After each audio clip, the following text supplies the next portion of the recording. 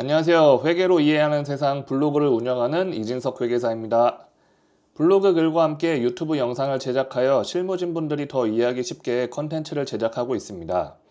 다양한 컨텐츠를 제작해 보려고 한 유튜브에도 많은 관심 부탁드립니다. 저는 화면에 보이는 업무들을 주로 하고 있는데요. 필요하신 부분이 있다면 편하게 문의 부탁드립니다. 그리고 실무진분들을 위한 오픈 카톡방을 운영하고 있습니다. 현재 약 30명 정도의 실무진분들이 참여하셔서 궁금하신 사항에 대해 답변을 얻고 계십니다. 제 글에 문의사항이 있거나 개인적으로 궁금하신 사항들은 언제든 카톡방에 참여하셔서 문의해 주시면 친절하게 답변 드릴 것을 약속드립니다. 제 연락처는 다음과 같고 오픈 카톡방은 QR코드를 통해 접속하실 수 있습니다. 언제든 편하게 연락 부탁드립니다. 제 블로그와 유튜브를 통해 많은 도움이 되셨으면 좋겠습니다. 감사합니다. 안녕하세요. 이진석입니다. 중간감사가 한참이실 것 같은데 감사인과의 이슈가 있다면 언제든지 저에게 문의해 주시면 친절하게 답변 드리겠습니다. 제 카톡은 오픈 카톡방에 접속하시면 지금 60여 명 정도의 실무진 분들이 모여 계십니다. 거기서 질문을 해 주셔도 되고 좀 개인적으로 상담을 받고 싶다고 하시면 단톡방에서 제 프로필을 클릭하시면 1대1 대화로 제가 도와드리고 있습니다. 그래서 너무 부담 가지실 필요 없고 그냥 물어보시면 제가 바로 빠른 대답해 드릴 수 있는 거는 빠르게 대답해 드리고요. 그리고 이제 뭐 정산표 작업하시다가 왁구가 안 맞다 이런 경우들이 종종 있으셔서 저에게 문의해 주시는데 대응해 드리고 있습니다. 그래서 간단한 업무는 제가 도와드리고 있으니까 언제든 문의해 주시면은 제가 친절하게 답변 드리겠습니다. 자, 오늘은 연결재무제표 작성 실무 연결조정 분계 이해에 대해서 설명을 드리겠습니다. 이거는 이제 어떻게 보면 연결하실 때 어떻게 연결조정 분계를 뽑아내야 될지에 대해서 훈련입니다.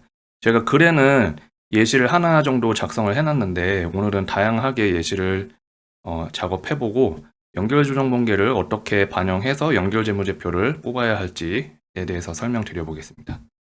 자, 간단하게 이제 글에는 이렇게 막 적어놨는데요. 왜 연결조정 분계를 통해 연결재무제표를 작성해야 될까?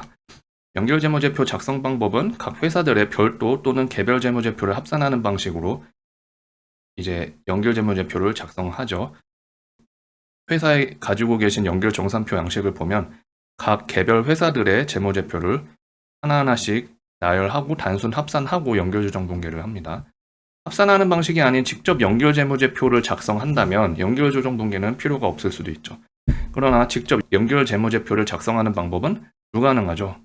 누가 그렇게 할 수 있겠습니까? 그리고 뭐 해외 자회사가 있다면 당연히 해외 사업 환산 이익도 생기는데 당연히 그거를 하나하나씩 분배를 할 수가 없겠죠. 연결조정 분계를 바로 뽑아내는 게 어렵다. 팁 좀 주실 수 있나요? 이렇게 문의를 해주실 수 있을 것 같습니다. 이거는 다 제가 상상 하에 작성한 질문이고요.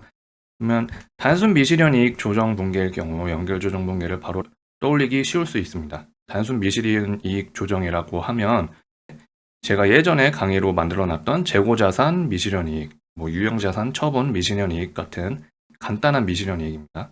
그러면 별도 재무제표와 연결재무제표의 회계 처리가 다르다면 당연히 복잡하겠죠. 이럴 경우엔 별도 재무제표의 회계 처리와 연결재무제표의 회계 처리를 비교해서 그 차이만큼 연결조정 분계를 반영하면 오히려 쉬울 수 있습니다. 자, 예를 들어보겠습니다. A회사가 B회사의 지분 100%를 취득했습니다. 취득 당시 B회사가 보유한 토지 C는 장부 금액이 100원이었으나 취득 당시 공정가치는 110원으로 식별되었습니다. 취득 이후 해당 토지를 120원에 외부에 판매했을 때 연결조정 분계를 작성해보세요. 이런 거래가 있었을 때 별도 재무제표의 분계는 굉장히 쉽습니다. 왜냐하면 장부금액 100원이죠. 그러면 장부금액 100원을 대변으로 차감합니다. 그리고 미수금 120원이 생기고 그러면 그 차이가 유형자산 처분이익이겠죠. 근데 이러한 거래가 있을 때 연결조정 분계는 어떻게 반영을 해야 될까요? 바로 떠올리실 수 있으면은 이제 회계를 정말 잘하시는 분이고 이거를 연결재무제표에서 어떻게 반영해야 될지 그러니까 조금 아리까리합니다. 그럴 때는 연결재무제표 입장에서의 회계 처리를 생각해 보시면 됩니다. 그러면 미수금 120원은 똑같겠죠. 근데 토지가 지금 장부금액이 110원으로 평가가 되어 있습니다. 연결재무제표에서는. 그러면 연결재무제표에서의 유형자산 처분이익은 10원이 발생할 것입니다. 이때 연결조정분계는 연결재무제표의 회계 처리에서 별도 재무제표의 회계 처리를 차감하면 바로 뽑아낼 수 있습니다. 그러면 토지 110원에서 토지 100원을 빼면 토지 10원이 남겠죠. 그리고 유형자산 처분이익은 10원에서 20원을 빼면 마이너스 10원이 나올 겁니다. 유형자산 처분이익. 이렇게 하면 연결조정분계를 바로 뽑아낼 수 있는 겁니다. 그러면 궁금하실 수도 있죠. 토지가 별도 재무제표에서 이미 0원이 되었는데 10원을 더 빼버리면은 마이너스 10원이 되는 거잖아요. 연결재무제표에서는. 이렇게 되는 게 아니냐 이렇게 궁금하실 수도 있는데 아니죠. 연결재무제표 입장에서는 B를 취득할 당시에 토지 장부금액을 10원만큼 증액하는 분계가 수행이 되었을 것입니다. 그러면 차변에 10원이 이미 나와 있는 상태에서 그 금액을 대변으로 빼면서 유형자산 처분이익을 조정을 해주는 거기 때문에 그만큼 연결재무제표에 제대로 반영이 된다고 이해하시면 될 것 같습니다. 이렇게 글은 이렇게 되어 있고 다양하게 예를 풀어보겠습니다. 작성을 해봤고요. 연결조정분계는 이렇게 연결분계에서 별도 분계를 차감을 합니다. 그러면 이렇게 바로 추출이 되는 것을 알 수가 있죠. 자, 한 가지 더 예를 들어보겠습니다. 모회사에서 자회사의 기계장치를 처분한 것을 가정해 보겠습니다. 기계장치 원래 장부금액은 100원이었고요. 미수금 120원에 기계장치를 120원에 팔아서 유형자산 처분이익이 모회사에서 20원이 발생했습니다. 그러면 자회사는 기계장치 120원, 미지급금 120원이 생겼겠죠. 그러면 연결조정분계는 어떻게 해야 될까요? 연결재무제표의 분계를 생각해 보시면 연결재무제표에서 분계는 없습니다. 내부거래이기 때문에 연결재무제표에서 수행할 연결조정분계는 발생하지 않습니다. 그러면 연결조정분계는 어떻게 해야 될까요? 연결재무제표는 다 0원이라고 생각하시면 됩니다. 그러면 미지급금 0 미수금은 0 빼기 120원, 마이너스 120원이겠죠. 기계장치는 0 빼기 100원, 그러면 마이너스 100원이고 유형자산도 0 빼기 20원 하면 마이너스 20원일 겁니다. 그리고 자회사에서 했던 분계도 제거를 해줘야겠죠. 그러면 기계장치도 0 빼기 120원 하면 마이너스 120원이 되고요. 미지급금도 0 빼기 120원을 해보겠습니다. 이렇게 하면 연결조정분계가 완료가 된 것입니다.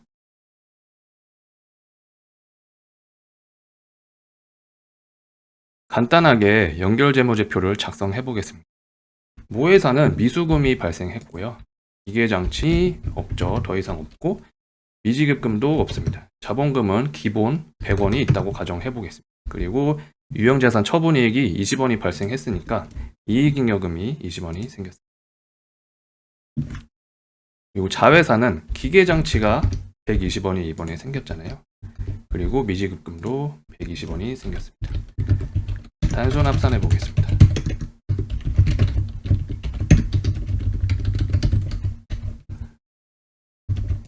단순 합산을 하면 이렇게 되고요. 그러면 연결조정분계를 그대로 반영해 보겠습니다. 미수금 마이너스 120.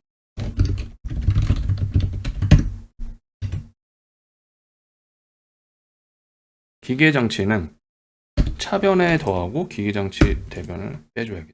이렇게 되고 미지급금, 자본금 없고요. 이익잉여금도 유형자산 처분이익을 그대로 제거를 합니다. 단순 합산에다가 연결조정분계를 반영해서 연결재무제표가 최종 완성되었습니다. 하나씩 설명을 해보면 미수금은 원래 없었죠. 기계장치는 A가 보유하던 기계장치의 장부금액으로 돌아갔습니다. 이직금도 원래 없었죠. 자본금은 A의 기초 자본금이고 이익잉여금 역시 전부 제거가 되어서 0원이 된 것을 확인할 수 있습니다.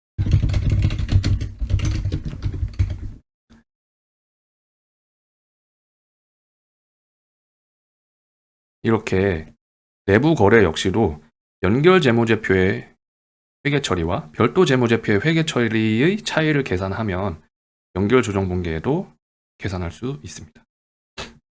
자, 마지막으로 관계기업 처분 연결 조정 분기에 대해서 설명드려보겠습니다.